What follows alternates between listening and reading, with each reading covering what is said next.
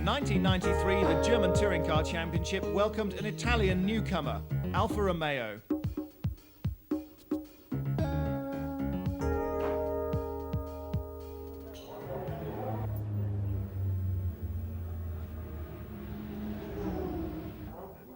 Four drivers had been chosen to wear the famous red uniform by the men from Milan. Team leader, ex-Formula One star Alessandro Nannini, a 34-year-old from Tuscany, almost lost his life in a helicopter crash in 1990 and spent months recuperating from an operation to reattach his severed right forearm. No longer with the strength to drive Formula One cars, he had become a real star in Alfa touring cars in the Italian Championship. Second works driver Nicola Larini also drove in F1 for Asella, Ligier, Coloni and Lamborghini, but the highlight was playing national hero for the last two races of '91, driving for Ferrari. Now he tests the Scarlet cars from Maranello, as well as racing the Scarlet cars from Milan. 46-year-old veteran Giorgio Francia brings his years of experience to the German privateer Schubel Alfa team, racing alongside Alfa's only German driver, Christian Danner. He celebrated his 35th birthday in Zolder, and Mercedes was happy to offer congratulations. But the mood in the Mercedes team was soon to change. Klaus Ludwig's car would not take part in the top 10 qualifying runoffs, and his fifth spot on the grid was disallowed as well.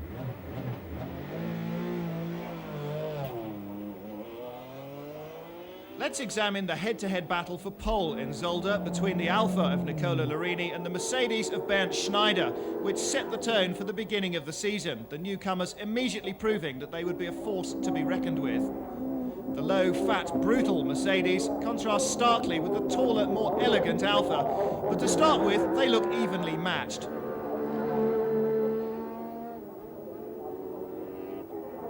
Larini slowly starts to draw ahead, neatly skirting the curbs, very different indeed in style to Schneider's brutal assault.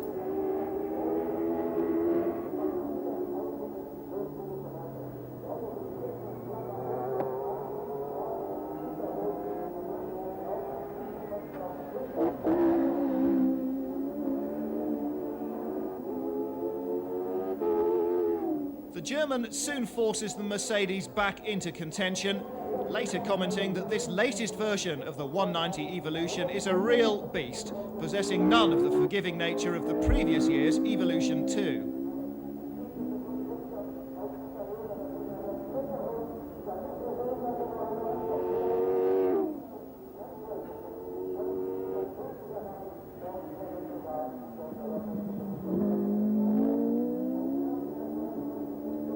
But it's Larini who will turn onto the start-finish straight first, seizing pole for the first race of the season by the narrowest of margins.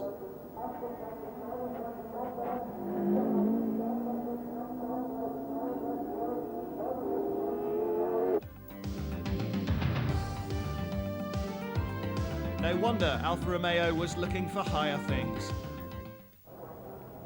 The weather gods were kind indeed to the Italian newcomers with their four-wheel drive, providing rain at the first start. Audi's Quattro racers had to wait 2 years for that advantage. In the top six at the green light were 3 Alfas and 3 Mercedes. Then they were off. Poleman Larini instantly jumped into the lead, Nannini following through into second place, squeezing out Schneider. Cars with only two-wheel drive, at the moment it's just a struggle to stay on the circuit. Klaus Ludwig reacts quickly to the green, already making up places from his 10th position on the starting grid. Larini, though, unhindered by spray, is making an early getaway.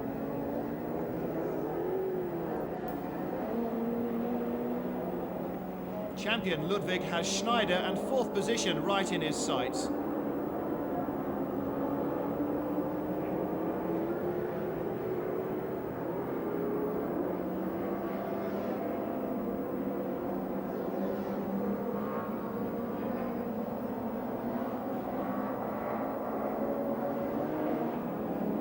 Christian Danner, using all the grip of the four-wheel drive V6 powered Alfa, slips down the inside past the Mercedes of Ellen Lohr.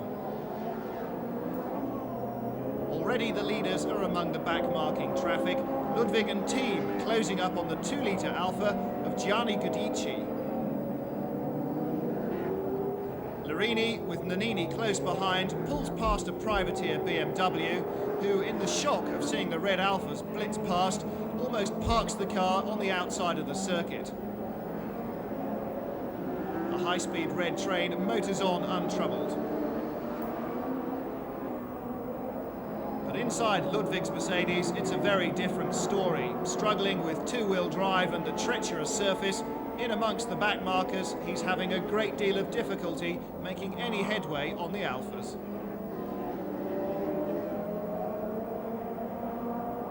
Christian Danner is seeing red as well, or should that be green? Jörg van Ommen's Diepholz Zakspeed Mercedes is really trying hard to fend him off.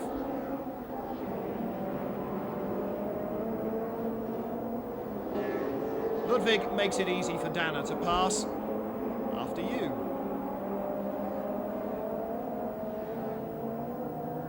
The next victim is Roland Asch, distinguishable by his blue mirrors. And once more, Danner finds room aplenty to put the Alfa alongside. Out front, Nannini is pushing hard, passing Larini to take the lead.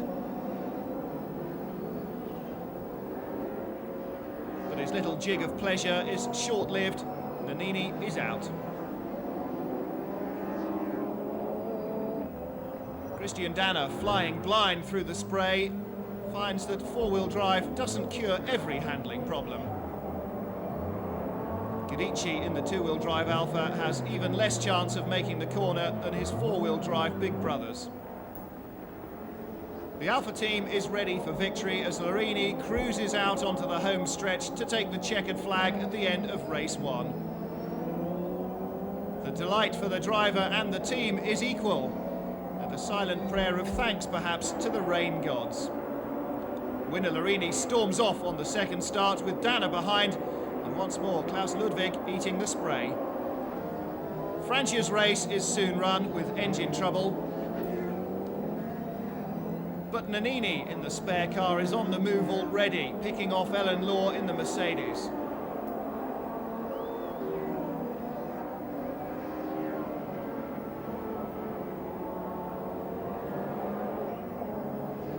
Next in his sights, a brace of Mercedes. First, it's last year's champion Klaus Ludwig that he must deal with. He weighs him up, he cuts him up, and moves on to hunt the bottle green Zakspeed car of Thiim. Last year's Zolder double winner has no chance in these conditions. Nannini pulls out, breezes past, and is already at the back end of the second Zakspeed pilot, even before he's got rid of Thiim. Van Ommen tries his best, but just can't stop the uncontrollable Nannini.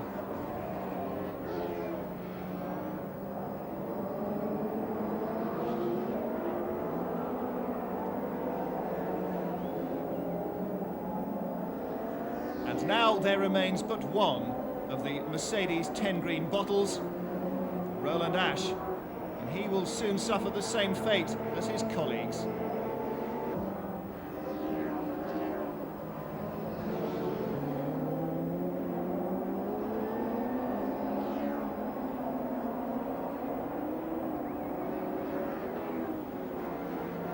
In this second race, even more than the first, Alfa Romeo's all-wheel drive system is proving utterly invaluable.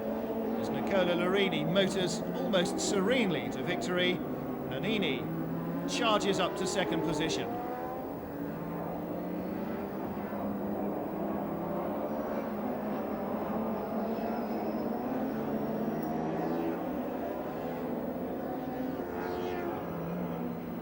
For Asch and Van Ommen, the only thing left to squabble over is who finishes exactly where in the lower orders.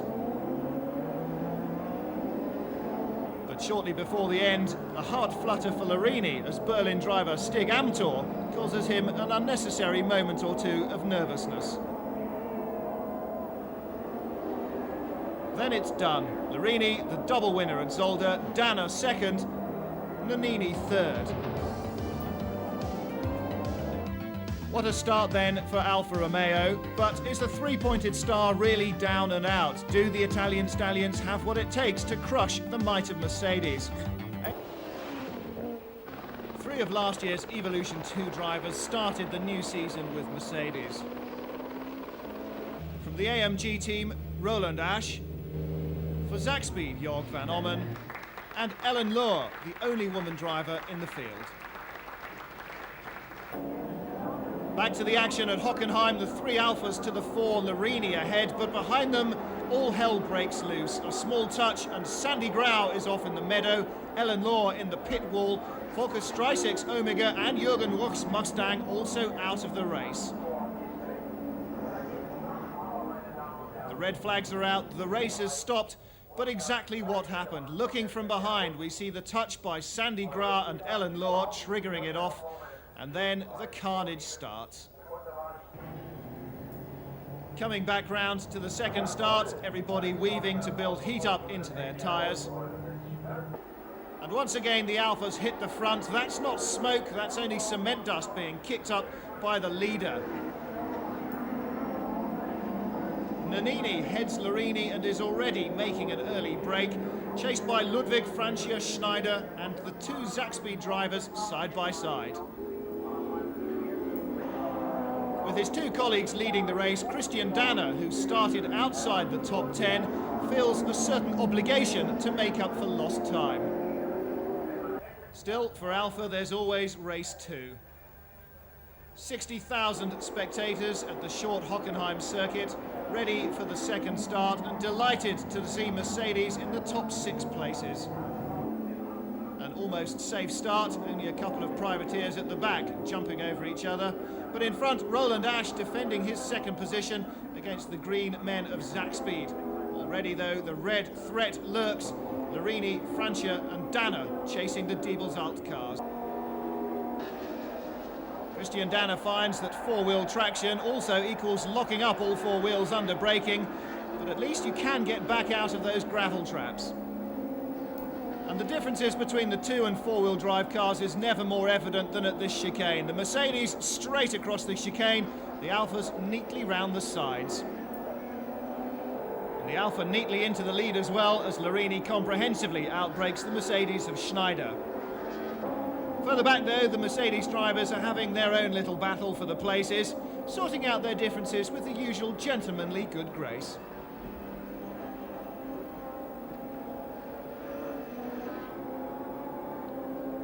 Or not, as the case may be. Danner, though, has not been raised in the Mercedes driver's charm school, and he's going to make pretty certain that he can get past before he really makes the effort.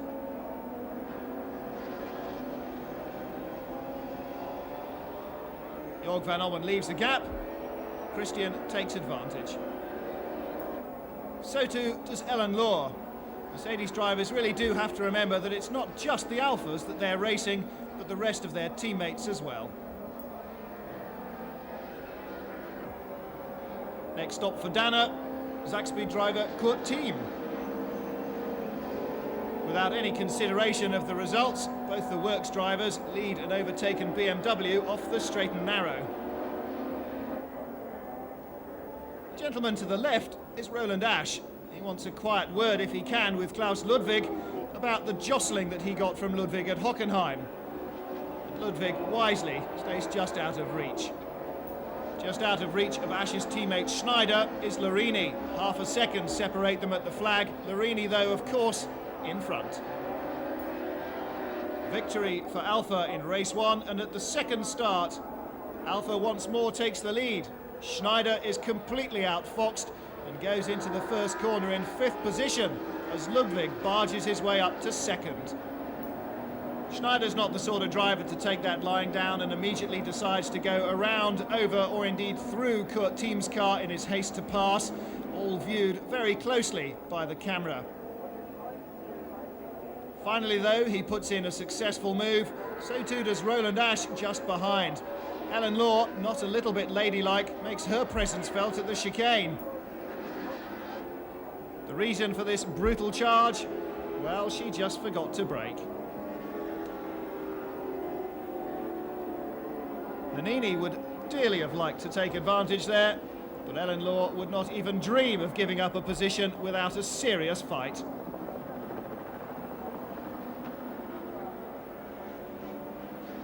But after all that battering, Ellen Law finally has to call it a day. Larini and Ludwig are playing a lonely duet at the front, and Schneider, in complete desperation, tries to regain some of the ground he lost at the beginning of the race.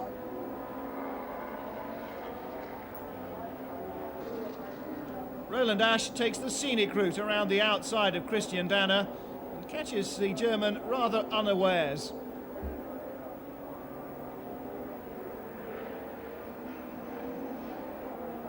Yellow flags denote Giorgio Francia out of the race. And in this north-south battle, southern Italian Nannini against northern Dane Thiim, the south wins. And Nannini makes the Alfa as wide as possible to retain his advantage. The reason for Christian Danner's demise, clearly evident in the smoking V6. Now the whole Schubel team was out, but at least Alfa boss Giorgio Pianto was not totally dismayed. Superstar Larini still led, at least for the moment. Nürburgring specialist Ludwig waited until he had a packed house before putting in his grandstanding move for the lead.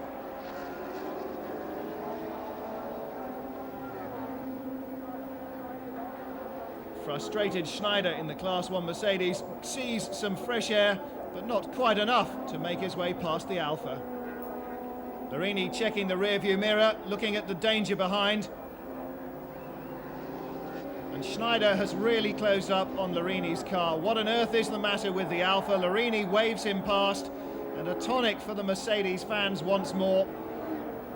The Italian parking his Alfa with low fuel pressure. But Ludwig is unchallenged, taking the final victory for the old Evo 2 Mercedes ahead of the new Class 1 car of Schneider. And Larini, well, he gets a very slow lift back to the pits. All the retirements among the top drivers, though, mean that the privateers are getting along very nicely. Kurt Koenig, for example, on the left, and Uwe Altzen. Locking brakes on Koenig's BMW M3 betray the lack of ABS on the older cars, the work all being done by the driver. Uwe Altzen's semi-works effort enjoys slightly better status, and he was spectacular to say the least. Proving at least a match for Koenig's BMW, and on occasions for the works-driven Alfas as well. So in the DTM, there's always somewhere for a privateer driver.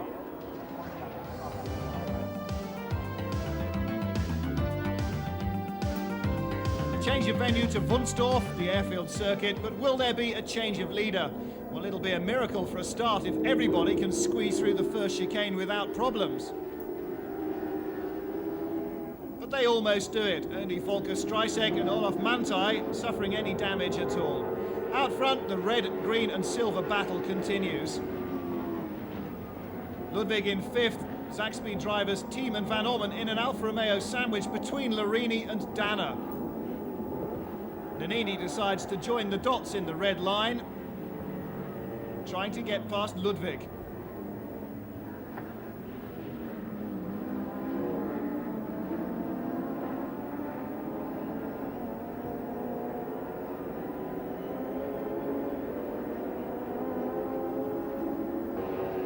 Francia out early, as he was at the Nürburgring. Van Ommen in the middle of the Alfa sandwich, battling unsuccessfully with Larini. And Francia can do nothing about his Alfa either. Now Larini battles Thiim for the lead.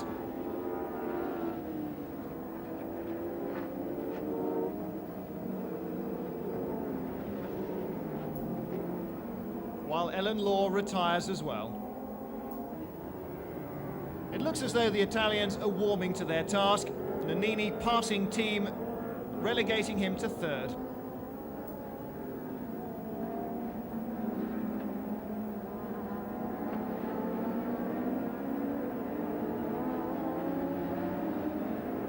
The early battles ruin Van Ommen's tyres, and he's into the pits to change them. Unbothered by the green Zakspeeds, Larini and Nannini press on. The leader shows his determination, working to the millimetre.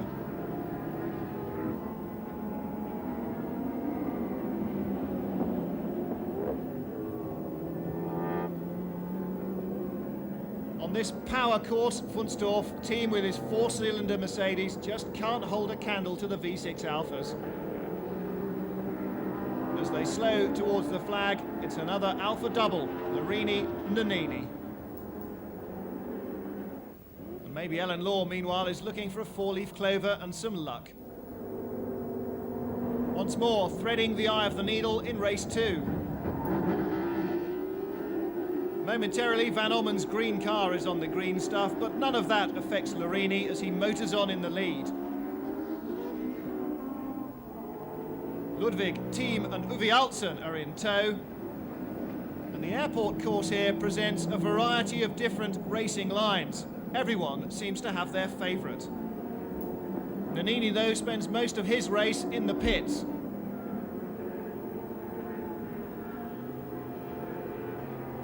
Larini had already come and gone and held on to his lead of the race. Although Zakspeed driver Van Ommen is out, colleague Thiim is certainly in contention, in second position behind Larini, heading Ludwig and Danner. Suddenly, a commotion among the spectators. One of the privateer BMW drivers goes off in a big way. Leaving the course and losing control, he rattles off the protective barriers, just missing a big pylon, and then putting the BMW on its roof in the centre of the circuit, kindly dispensing spare parts for the rest of the field. Rescued from the car and taken to hospital, he suffers only minor bruising.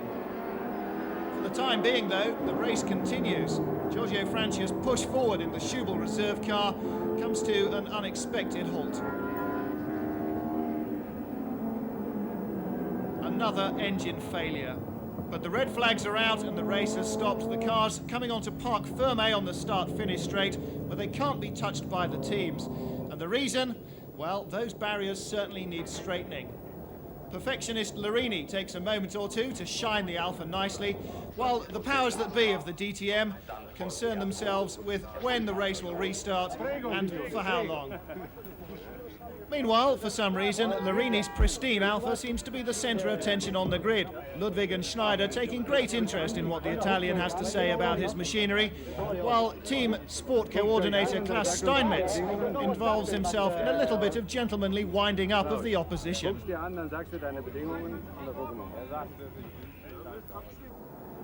After the 1-hour repair job, the cars start once more. Larini, instantly recognisable by the clean windscreen, retires. But almost unnoticed, Francia, in his second spare car, works his way through from the back of the grid to grab the lead. Christian Danner battling with Klaus Ludwig, and here's a recipe for disaster. Both cars locked up into the chicane.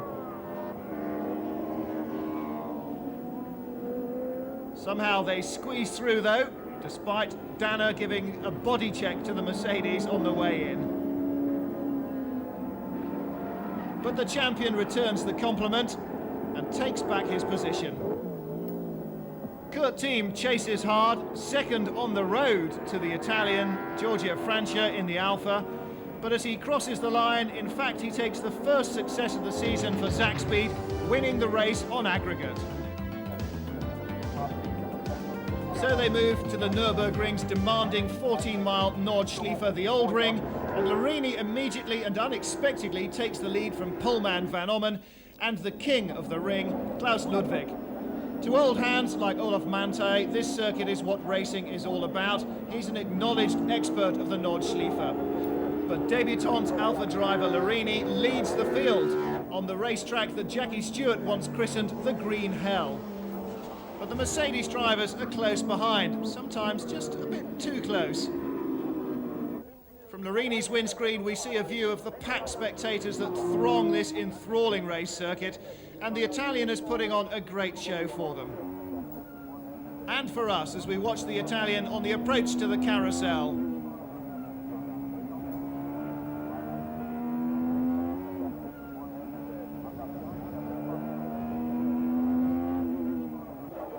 Duttinger Hohe and Larini grabs air, chased by Van Ommen. Ludwig, Schneider, Thiim and Nannini. A double debut though for the TC Prototypes Class 1 BMW of Armin Hahne, the only DTM car to be built outside Germany. The British-built car makes a pit call that will end its race. Privateer Uwe Altzen has grabbed air at the back, but not where he needs it, in the tyre. As Larini flies to victory, Ludwig steps out from behind Van Ommen, slipstreams past him, and then cuts back in front. Larini, Ludwig, Van Ommen going into the final lap, and still everything to play for. Further behind, Christian Danner is making waves though. The German, who holds a Formula 2 record on the Nordschleife, is trying to make up for lost time in spectacular fashion.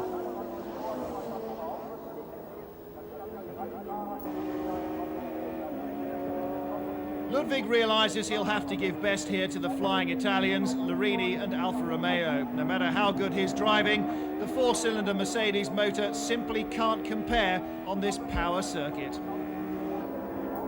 Nannini tries to draft past Schneider, but the German is having none of it.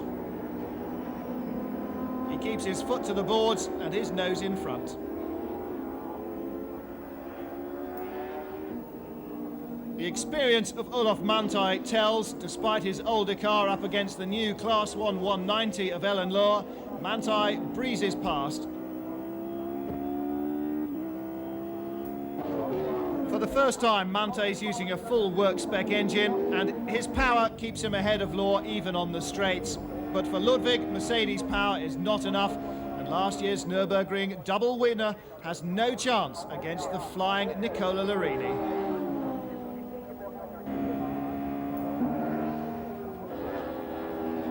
And the impossible happens. The Italians humble the Germans in their own backyard. Larini and Alfa Romeo taking a dominant victory through excellent driving. The start of race 2, and once more Ludwig finds that Larini has escaped into the first corner. From now on, his thoughts will be concerned on keeping second position. Nannini, though, tackles Christian Danner for 5th.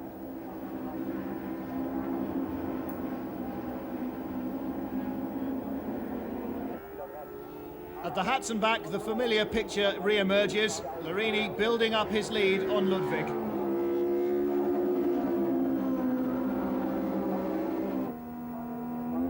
"100,000 spectators pack the circuit and are treated to a virtuoso demonstration by Alfa and Larini.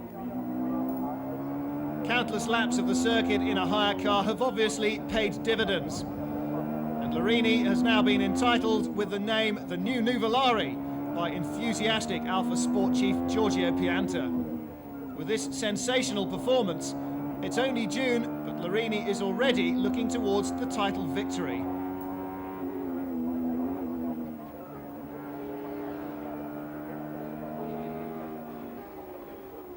Larini, and chasing hard Ludwig, Van Ommen, Schneider, Nannini, Danner, Francia, Asch, Thiim, Manthey and Lohr. Alfa drivers Nannini and Danner seem to think that two heads work better than one, and they gang up on Schneider's Mercedes.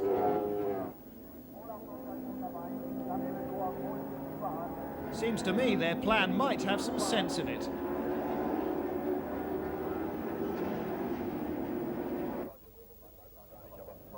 A lonely second place for Klaus Ludwig. He's almost lost sight entirely of the leader Larini. But at least he feels safe. Van Ommen, so he believes, should be sheltering him against Alfa duo Danner and Nannini. Wrong.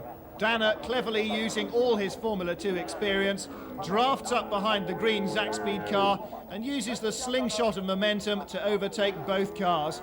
Worse than that, Ludwig now finds himself behind even Van Ommen in 4th position.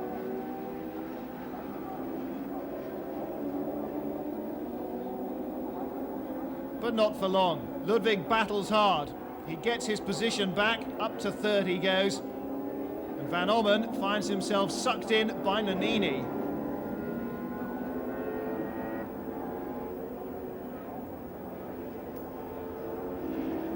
But it's a close run thing for Nannini. Even closer for several hundred spectators as Ellen Law's Mercedes vaults the barriers and only just stops short of the enclosure. Luckily, no one, driver included, was hurt.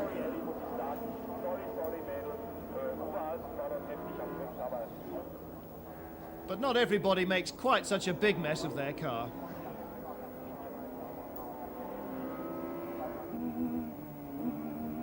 Nothing, it seems, can now stop Larini. A peerless drive and faultless performance from the Alfa Romeo 155 V6 all add up to mean that this is not a green hell, but a red miracle.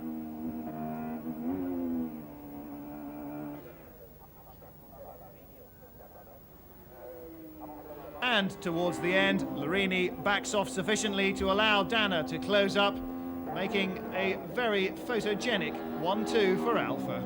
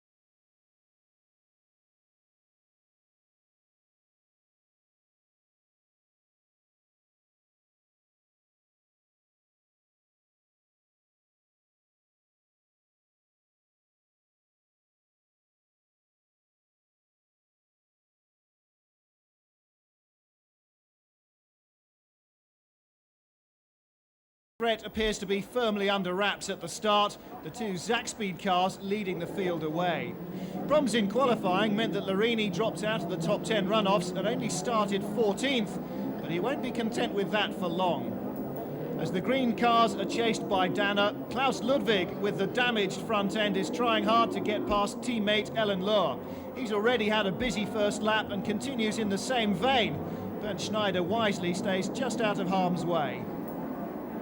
Well, if that was an example of a perfect overtaking manoeuvre, here is how it's not done. Georg Servic, the privateer BMW number 21, completely messes up a passing manoeuvre, and he and Mark Gindorf pay the penalty.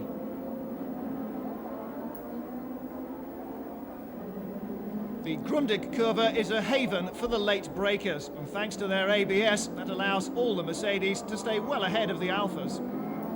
But their incredible acceleration from the slow corner and the V6 power brings them right back into contention, at least until they need the brakes next.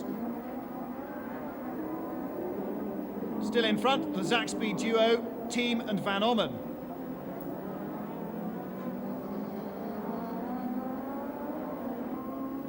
Even ABS is no guarantee to outbraking somebody successfully, as Roland Asch proves. Still nicely held all the same. Nannini retires with engine problems. Old friend Larini, though, makes up a position, squeezing past Ellen Lohr. Now she comes under the attention of Roland Asch. Under braking, he knocks politely to try and find a way through, but she's ignoring him.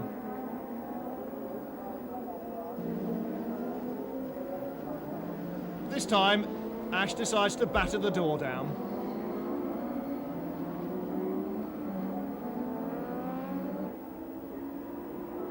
Alan Law, however, is not one to give up, and Asch really has to work for the position. Ludwig is out with axle trouble, the mechanics attending to the front end of the car ready for race 2 as well, and Schneider now comes into the pits, also with a damaged car. Larini is up from 14th to 4th. Thiim loses his lead, out-braking himself, but manages to get the car back into the race. Team tactics are all important in the German Touring Car Championship, something that Christian Danner knows very well.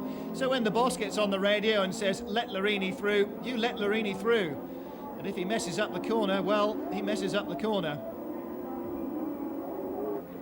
Christian, of course, being a perfect gentleman, leaves the door open a second time. And this time, the grateful Italian keeps the car on the road.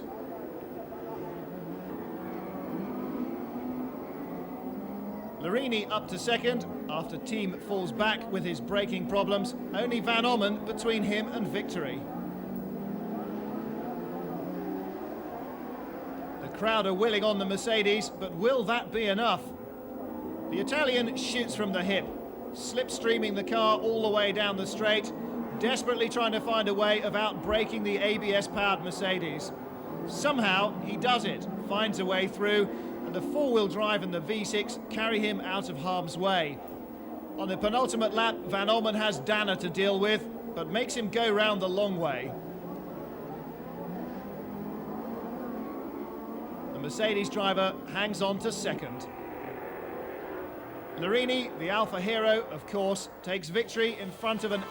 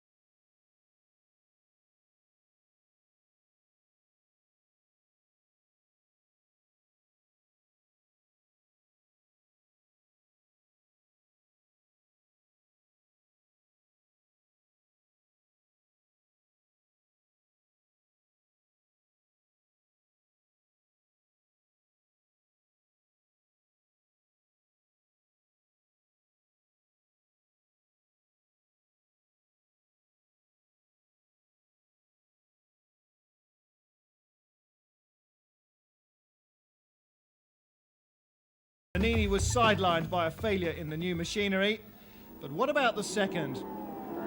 Well, on the second start on the 1.2 kilometre street course, the sort of traffic jam that's building up behind Nicola Larini might easily be mistaken for a downtown Munich rush hour. Jörg Van Ommen, though, at least has learnt something from race 1 about keeping Alfas behind him. Danner and Francia will have to watch him for a while, but Nannini is out of the hunt. Spare car, spare gearbox, same problem. Thiim has arrived at a marshal's post and gone no further, but at least he has a good view of colleague Van Ommen holding off the Alfas. This is turning into something of a race of attrition for Mercedes. Schneider's car retires into the pits, but teammate Roland Asch at least is still going, pushing past privateer Uwe Altzen. Ludwig, in the spare, proves that no matter what his age, he's still got the spirit of a young driver, charging his way up the field. Danner manages to put the green car between the two red ones, and Francia gets past Van Ommen as well. But then the 46-year-old Italian takes the opportunity to steal the show, blasting past his Bavarian counterpart, Dana couldn't believe it.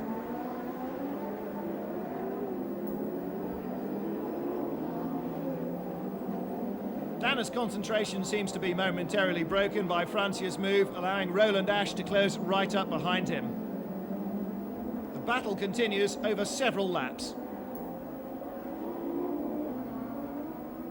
As Larini heads for another victory, Asch behind the ever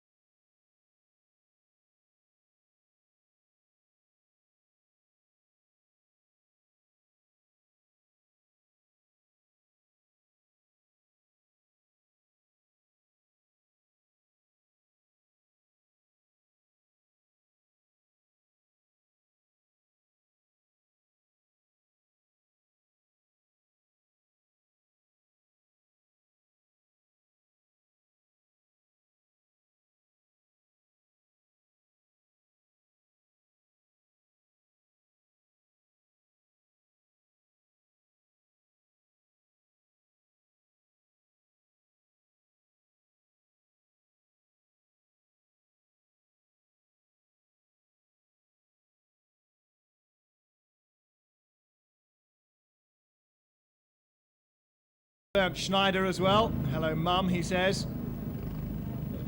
Klaus Ludwig looking for some accreditation on TV commentator John Watson. But eventually, after all the messing around, the drivers settle down for some serious business. And from the green lights, the easygoing natures all disappear out the window, and battle is joined. Superstar Larini disappears off into the grass in his Alfa and drops back in way down the field behind Uwe Altzen, who has absolutely no intention of easing up a little to allow the Alfa to come through. Meanwhile, battle up ahead between Thiim and Alessandro Nannini, and the Alfa driver going very well in this early running, though not for long. Once more, the sequential gear change will prove to be his downfall. Larini, now recovered from his earlier grassy moment, is showing strongly as well, breezing past Van Ommen. Well, there may be no championship points on offer, but there's certainly no lack of action.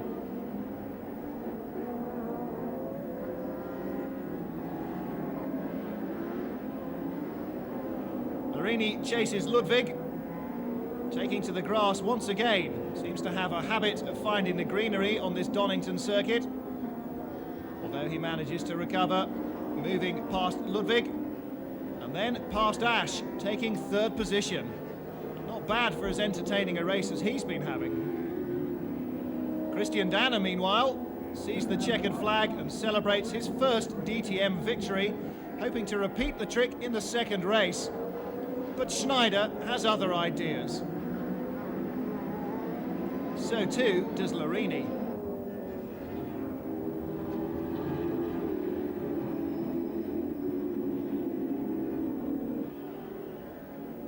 Ludwig has an engine failure that drops him out of contention. And Schneider has brake problems. So this time the positions are reversed. Larini takes victory, Christian Dana takes second. From Donington now to Diepholz, from race circuits to aerodrome, from non-championship to serious running. But for Larini, the first corner looks pretty much the same. Grassy. 6 Mercedes Works cars fill the front 6 places. The men from Stuttgart in determined mood and with strength in depth. Nannini, with a functioning sequential gearbox, feels his way up the field.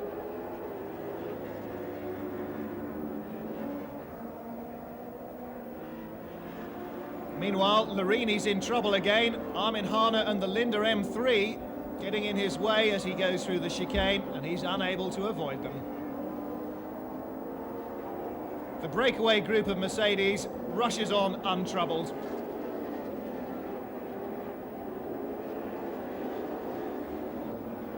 Nannini copies his teammate, and once more Hane is the subject of some unwarranted Alfa intrusions. The M3 kicks off a back wheel. Nannini digs his way through the meadow, but both cars are out of the race. Stung perhaps by the criticism of Danner after the Norisring, a very gentlemanly approach under ferocious braking into the chicane by Roland Asch. The enormous stopping power of these DTM cars is difficult enough to harness, especially when you're trying to find your way past someone, and clean passing is not always possible. Gudici's 2-litre Alfa, the sole interloper here in this Mercedes German horde, but he's a lap behind. Francia in the 155 V6, however, is in contention with the leaders and the last of the works Alfas to be there. The old man of the Italian squad uses all his guile and a little bit of treachery as well to find his way past. In car again with Roland Asch, and you can see that he's thinking about something. This is what it is, breezing past Thiim.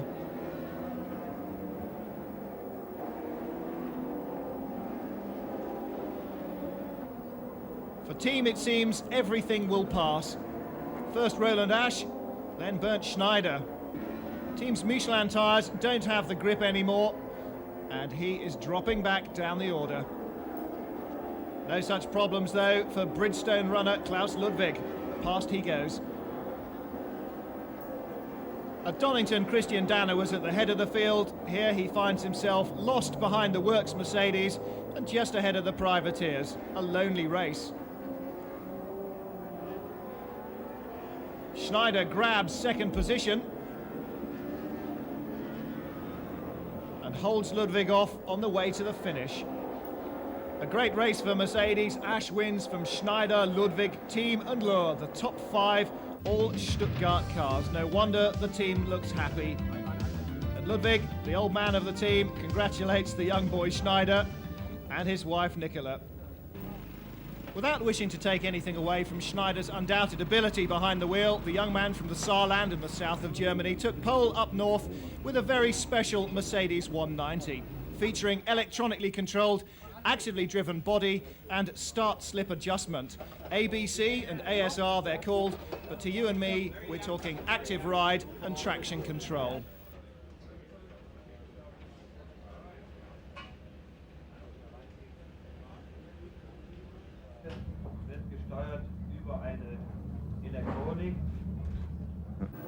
Okay, so the Class 1 190 racer doesn't exactly look like a full-spec Mercedes limousine, but a lot of the running gear underneath shares a great deal in common with the most luxurious of the Stuttgart output.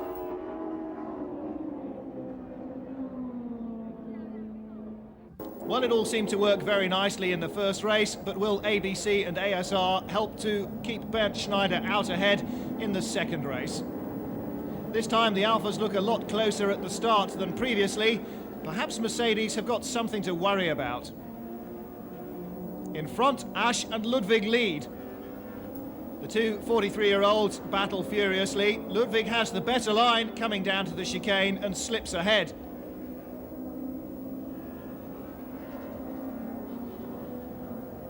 But Asch is not a man to give up a position that easily, and Ludwig had best look to his mirrors rather than what's going on ahead of him. Bye-bye, Klaus.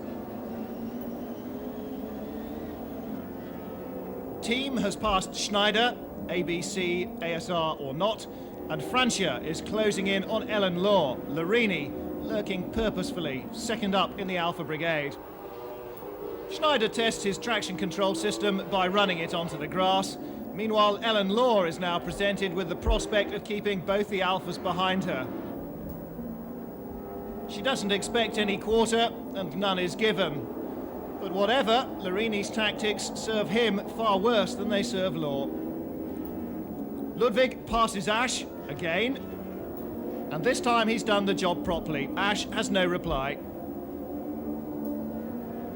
The 2-litre Alfa of Gudici overcooks it at the chicane and rejoins in the path of Christian Danner. A spectacular looking shunt, both the cars severely damaged, but luckily both the drivers walk away. Danner completely unscathed, Gadici just a small headache. Asch is having gearbox problems, crunching the lever home, and he gives up, waving the Alfas past. Once again, disaster lurks at the chicane, this time for leader Ludwig as he finds wayward Opel driver Hermann Roth right on the apex. The Mercedes survives, but Larini is close enough to use all the Alfa horsepower to blast past into the lead. One lap later, Francia will also pass Ludwig, but that will be negated as the red flags come out as a sudden thunderstorm sweeps the track. Positions are given a lap before the passing manoeuvre. In the torrential downpour, the drivers crawl back for safety, and the spectators, jubilant at an afternoon's excitement,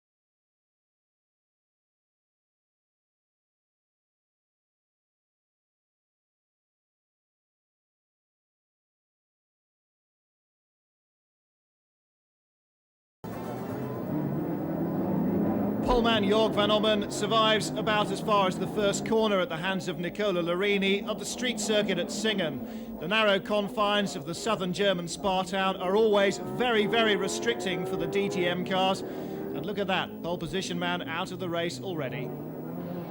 Larini leads from Schneider, Thiim, Nannini and Francia. The Italian cars making their way up the order. Privateer Harold Becker taking over for the absent Armin Hahner. Stacks the Class 1 Linde BMW M3 in a big way.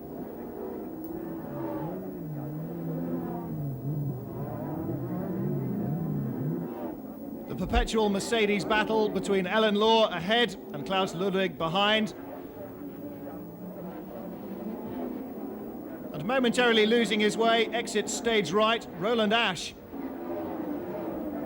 Negotiating the high barriers that cut down the visibility, once more he finds the right track. And this time Ellen Law leaves the door open for Klaus Ludwig to come past. He is, after all, a championship hopeful. The street circuit at Singen is the one that Alessandro Nannini has always feared. The phenomenal amount of gear change is really punishing that damaged right arm, and he's dropping off the pace. Not so Larini though, he easily passes Roland Asch, once more being a gentleman and allowing room for the cars to come through. Which is more than you can say for some of the drivers on the Singen circuit.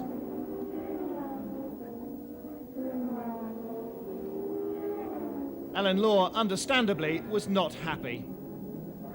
The Larini-Schneider battle continues around the penultimate lap without any problems.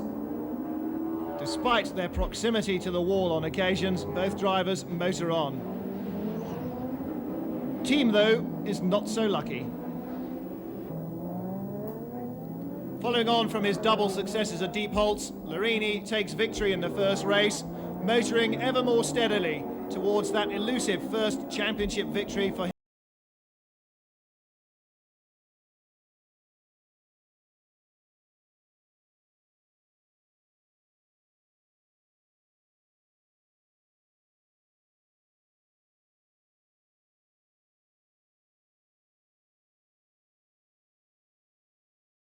On the way to the first turn, allowing Larini to use the inside line to his full advantage. Nannini pushing Ludwig, powerless to resist, into the barriers. No such breakdown in the communications between Kurt Thiim and Giorgio Francia. They both realise that one of them has to go through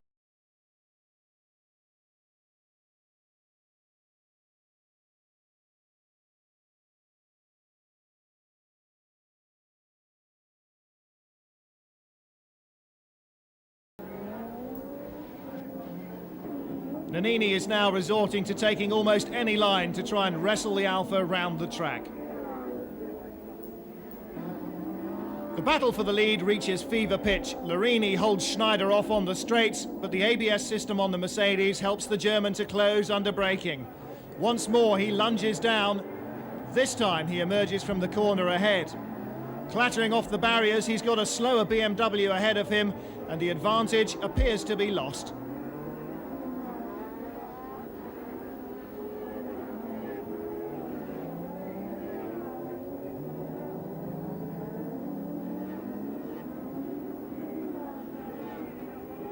Schneider, not a man to give up, will try again, forcing the Mercedes ahead once more under braking.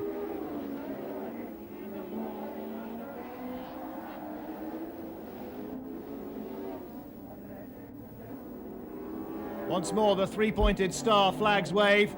This time it's Schneider for victory.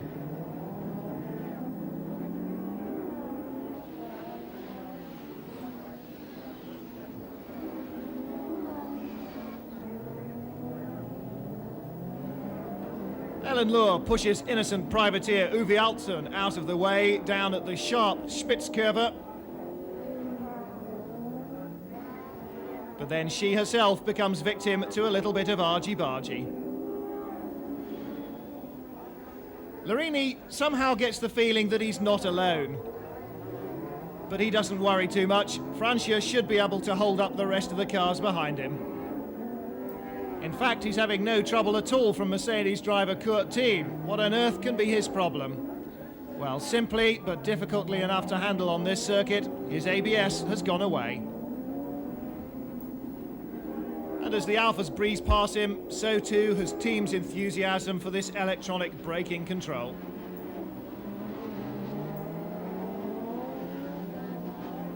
Thiim struggles on with the car. Another locked wheel showing the problems he's having under braking, absolutely destroying the front discs and calipers with the effort of slowing the Mercedes. But no such problems for the active Bernd Schneider car, taking the first win for a Mercedes with active body control. But there's joy for Alfa Romeo as well. Larini now 1 point from the championship.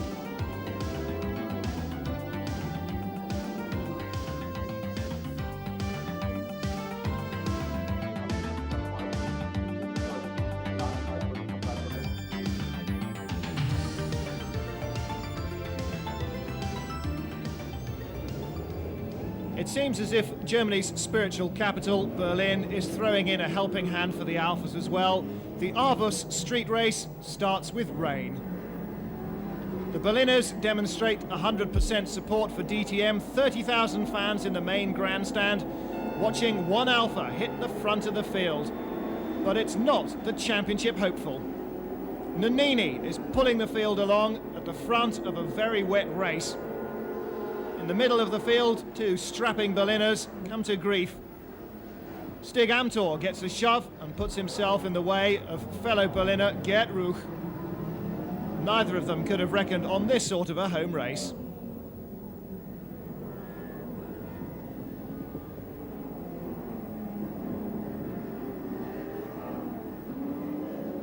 Roland Asch uses the outer lane of the Nordkurve to go past Thiim.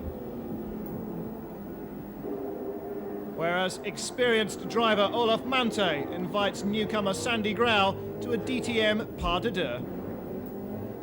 The race is run on closed-off sections of Berlin's Autobahn system, the long straights marvellous for high horsepower slipstreaming games, and the tight corners really making the Mercedes come into their own with the effective ABS brakes.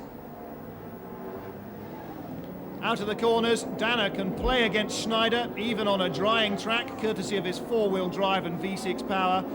The better traction helping him ahead.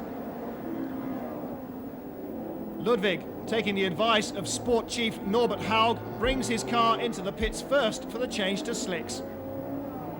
Larini refuses to be drawn into risks on the Autobahn. Thiim, still here with rain tyres, stays ahead rather than make Larini take a chance. Danner pulls in for a pit stop in the narrow, crowded pit lane. Quick reactions by the marshals and the teams alike are necessary if there is to be a safe pit change.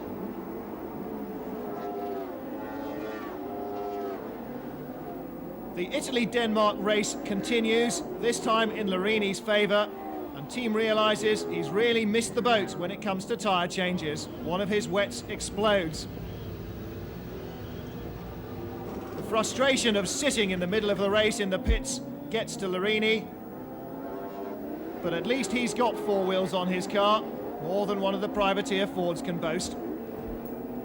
Is this form of engine cooling really allowed in the regulations? Danner tails Schneider. Roland Asch is leading though out at Aarhus. Ludwig is second, and Nicola Larini is the new German touring car champion. The now defeated champion Ludwig gets ready for the second Berlin race. He'd have loved to have won here, but there's still the chance to become the championship runner-up.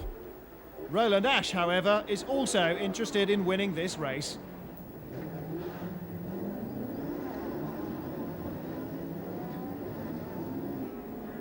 After the traffic jam at the South Hairpin the first time, Christian Danner keeps a wise gap between himself and the leaders, and profits when they outbrake each other off the circuit. Nannini falls foul once more to gearbox gremlins, and Danner, once more behind Ludwig, shows determination but at least some consideration for Stig Amthor in his spare car.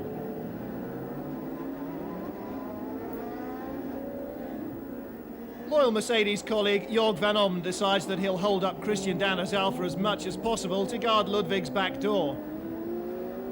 But down to the South Hairpin, it all goes wrong for Danner and then for Ludwig. Danner locks up, Ludwig lucks out. All four wheels stationary on the Alfa, no way of controlling it, and no way of avoiding it either for Klaus Ludwig. Leader Asch, though, profits because Jörg van Ommen has slipped ahead of the Alfa once more and is determined to give the Mercedes driver ahead of him some clear space by holding up Danner as much as he can.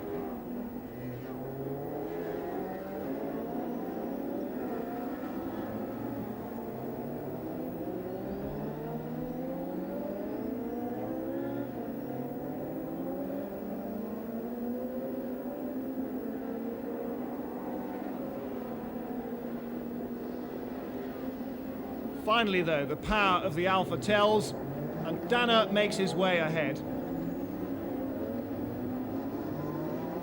Now Van Ommen has become Larini's problem. The normally fair-minded Van Ommen is obviously out to make things as difficult for the Alfa drivers as possibly he can. Once more, he makes his Mercedes as wide as possible when the red car fills his mirrors, but this time Larini finds the power, just like Danner, to breeze past.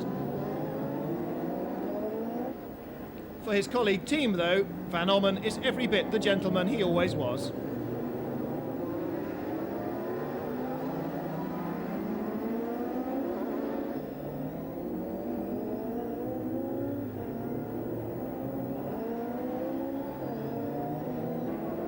Quiet word from the team leaders to Christian Danner. Second is good, but what about a victory? The Bavarian driver uses all his skill, all his guile, and all the Alfa's power, but to no avail. Asch is the double winner in Berlin, and Sport Chief Norbert Haug goes overboard with delight.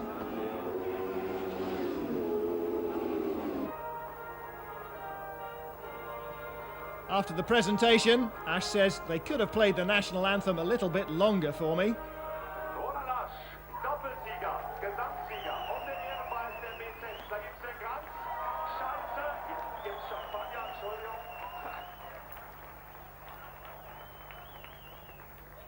Once out of the cars, all the good-natured sportsmanship returns, and Larini is congratulated with a cake and the best wishes of the Mercedes team.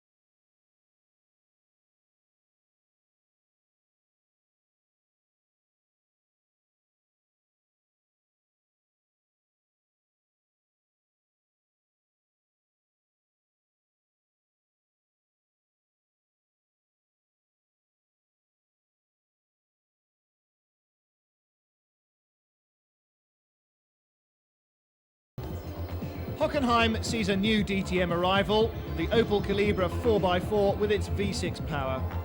Of course, the new act immediately is the centre of attention, run as it is by the highly experienced team chief Reinhold Jost.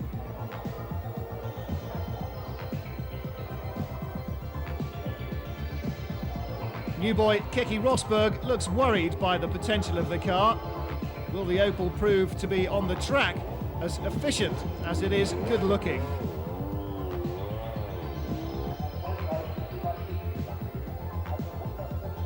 Opel tentatively requests that this be treated merely as a test run for the car. They only want to see where they stand in comparison with the other Class 1 cars. That may be the official case, but Rosberg and co-driver Manuel Reuter will undoubtedly be out to try and stamp their mark with this brand new car. All-wheel drive, ABS and the V6, a handsome slippery body shape. Perhaps it might not be such a bad package after all. Rosberg and colleague Manuel Reuter ready for the off. The red lights turn to green, and the final round of the championship sees Thiim head off into the lead for Mercedes. This trio points directly into the future. Class 1 BMW behind Class 1 Opel and Class 1 Mercedes.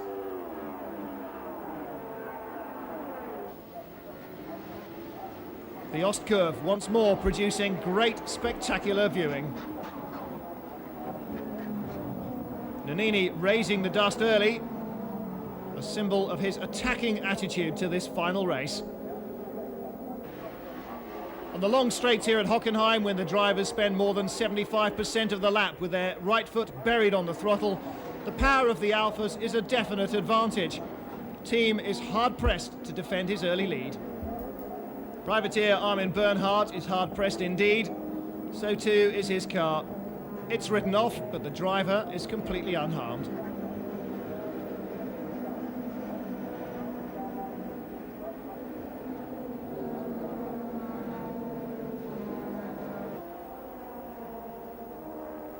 Larini passes Ludwig, the man with whom he traded championship places, and Reuter too is dropped by the power of the Alfa V6 and by the four-cylinder Mercedes. Thiim proves that despite the power deficit, he and the Mercedes are still a force to be reckoned with. But technical problems rule out any hope of a high finish for Schneider. In both the fast corners and the chicanes, the slippery newcomers from Opel are handling extremely well. Superb aerodynamics sticks the cars to the road, cornering as if they're on rails. Hockenheim darling Ellen Law gives a good show for the 50,000 spectators, dicing furiously with Jorg van Ommen in the Sachskurve as they come through the stadium section. Larini now leads. Law's crew enthusiastically encouraging their Ellie along.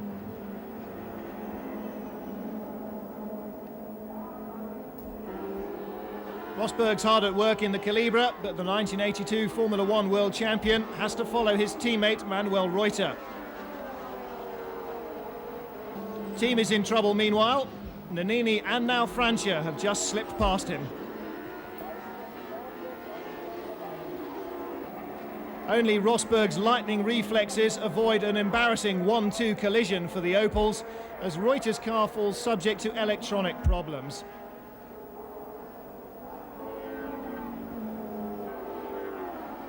In front, the Italian and German battle continues.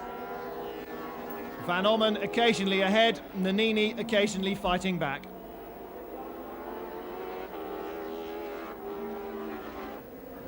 Ellen Law's Mercedes has lost its get up and go.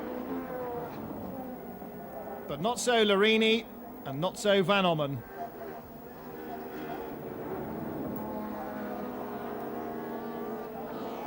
As Nannini sneaks ahead, Van Ommen soon finds himself with Christian Danner to deal with.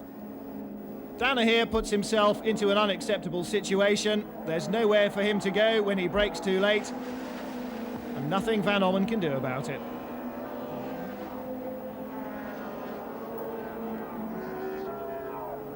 Nannini now seems to be firmly on the way to his first win of the season.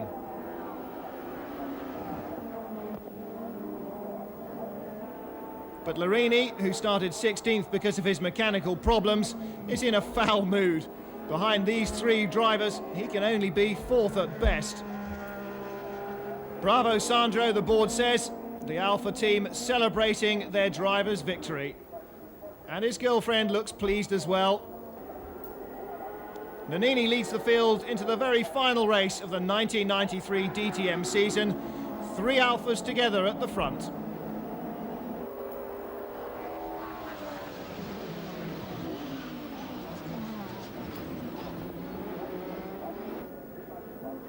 As the red wedge heads off into the countryside, Klaus Ludwig once more demonstrates the car control that's kept him at the top of this sport for so long.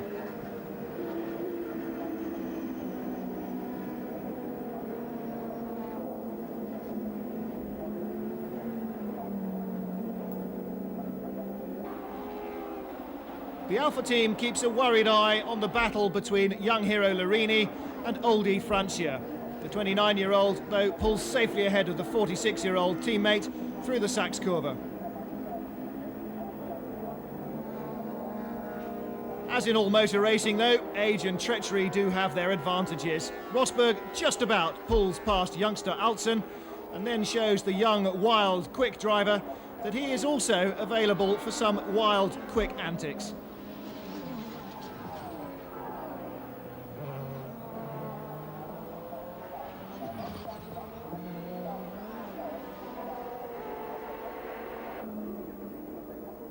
The AMG team disappointedly watch how the red cars are keeping their three-pointed stars well in the background.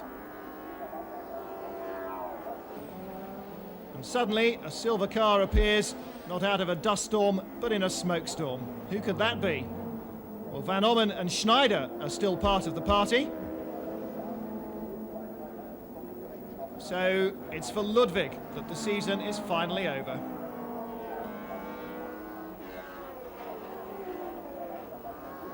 Nearly over for Schneider as well, who drifts wide across the centre of the Ostkurve chicane. But using some rally cross experience, gets it back onto the tarmac.